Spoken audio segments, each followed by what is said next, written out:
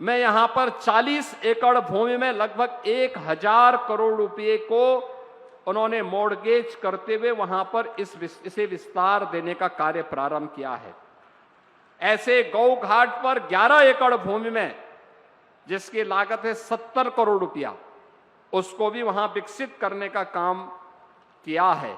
और ये green corridor Lucknow के अंदर अब जिस दूरी को तय करने में आपको पहले पौन घंटे से 1 घंटे का समय लगता था, अब मात्र 10 से 15 मिनट में उस दूरी को तय या ग्रीन कॉरिडोर आपको कराएगा। ग्रीन कॉरिडोर का मतलब बिना किसी डिस्टरबेंस के इसको आपको आसानी के साथ ये आगे बढ़ाने का काम करेगा।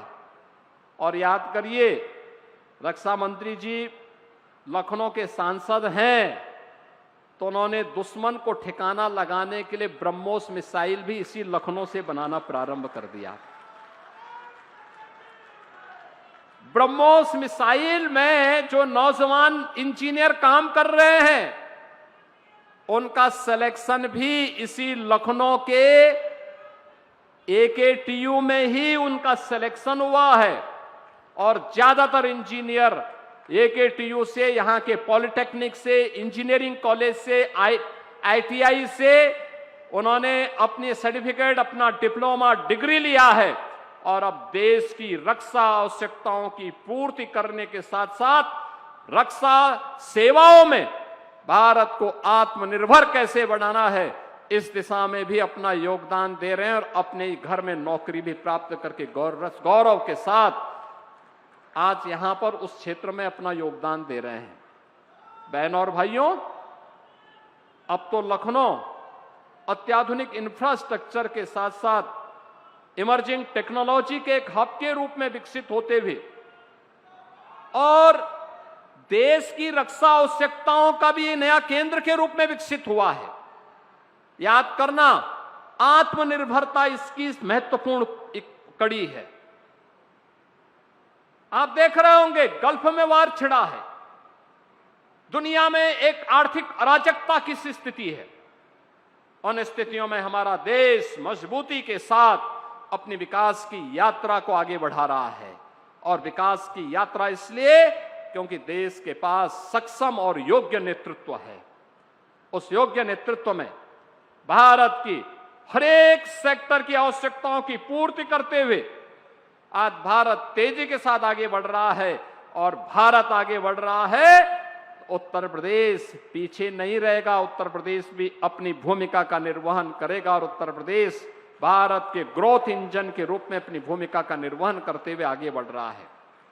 मैंने अभी यहां पर बताया, यहां पे जहां हम कार्यक्रम कर रहे हैं, ये झूलेलाल वाटिका है। अभी 19 मार्च को चैत्र शुक्ल प्रतिपदा से जो 9 संवत्सर प्रारंभ होगा, झूलेलाल महोत्सव के कार्यक्रम भी प्रारंभ होंगे। और इस वाटिका में कभी भारत और पाकिस्तान का क्रिकेट मैच भी हुआ था।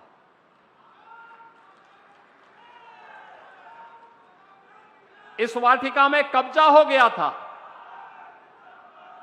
और जब यहां के मेयर के रूप में डॉक्टर दिनेश शर्मा जी थे, तो उन्होंने उसे कब्जा मुक्त करवा करके इस वाटिका को इस योग्य बनाया कि देखिए आज कार्यक्रम यहां पे इतने अच्छे ढंग से हम कर पा रहे हैं।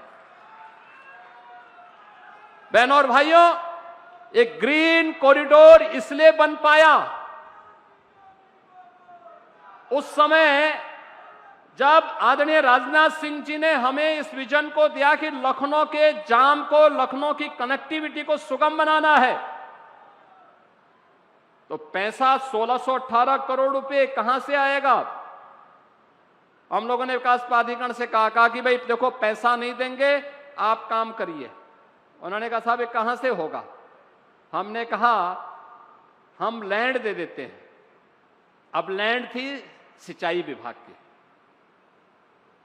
तो जल शक्ति मंत्री थे डॉक्टर महेंद्र सिंह। मैंने महेंद्र सिंह जी को बुलाया, मैंने कहा भी देखो आपको कुछ लैंड देनी है। तो उन्होंने कहा मेरे पास तो कोई लैंड है ही नहीं लखनऊ में। मैंने कहा नहीं, सिंचाई विभाग की लैंड LDA को देनी है, उस पर अनऑथराइज कब्जा है। उन्होंने कहा हम कब्जा हटा देते। मैंने कहा नहीं, आपको कष्ट नहीं देना है, आप केवल एक कृपा कर लीजिए कि एक एमओयू कर दीजिए एलडीए के साथ और उस लैंड को एलडीए को दे दीजिए। उन्होंने कार्य किया। आज ये सारा कार्य आपके सामने है, किस रूप में हम आगे बढ़ करके आसानी के साथ इस मार्ग पर आगे बढ़ रहे हैं। बहनों और भाइयों, जब मिलकर के किसी लक्ष्य की दिशा में आगे बढ़ते हैं तो परिणाम आते हैं, और ये परिणाम उसी का है। एक भाव था कि अपने लीडर की विजन को जमीनी धरातल पर उतारना है। परिणाम हमारे सामने है कि लखनऊ में सुगम यातायात का एक बेहतरीन केंद्र बना है। आज लखनऊ में वह सब कुछ है जो लखनऊ की आशा थी, आकांक्षा थी, लखनऊ के नागरिकों ने और सरदेव अटल जी ने जो कभी सोचा था।